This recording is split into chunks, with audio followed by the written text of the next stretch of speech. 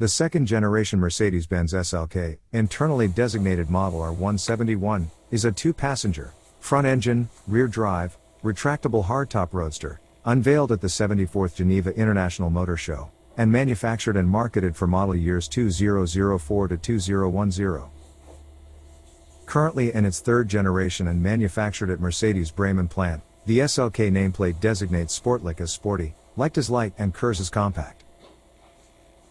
The R171 features a number of revisions compared to its predecessor, the R170, a 30 mm longer wheelbase, increased length to 72 mm and width 65 mm, 40% increased use of high-strength steel, 7-speed automatic transmission, adaptive 2-stage airbags, head/thorax side bags and a revised roof mechanism, marketed as the Vario roof, deployable in 22 seconds. With a rotary pivoting rear window enabling a more compact folded roof stack and trunk storage increased by 63 liters with the roof retracted. Optional features include remote operation of the retractable hardtop as well as an innovative forced air, neck-level heating system integral to the headrests, marketed as AirScarf.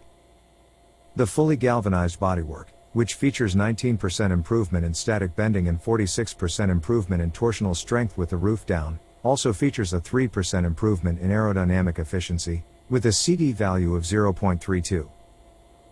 The design has been aerodynamically optimized to minimize interior drafts with the top retracted and includes a fabric wind blocker which can be pulled up over the two rollover bars. Mercedes marketed the R171's tapering front-end styling by designer Steve Madden as Formula One inspired. In 2008, the SLK reached sales of 500,000. The R171 made Car and Driver's 10 Best list for 2005, and won the Canadian Car of the Year Best New Convertible Award. The R171 SLK were the last series that a manual transmission was available in a 6-cylinder Mercedes-Benz convertible. The successor to the R171, R172, only offered manual transmission in their 4-cylinder vehicles. Car and Driver reviewed the manual transmission in November 2004 and rated the transmission glowingly as the love child of a Honda S2000 and BMW M3. The review further wrote that with the SLK350 the engine has a willing personality that is perfectly suited to a manual transmission. You'll definitely not regret choosing it over the automatic. Thanks for watching. Don't forget to subscribe to our channel and like our Facebook pages.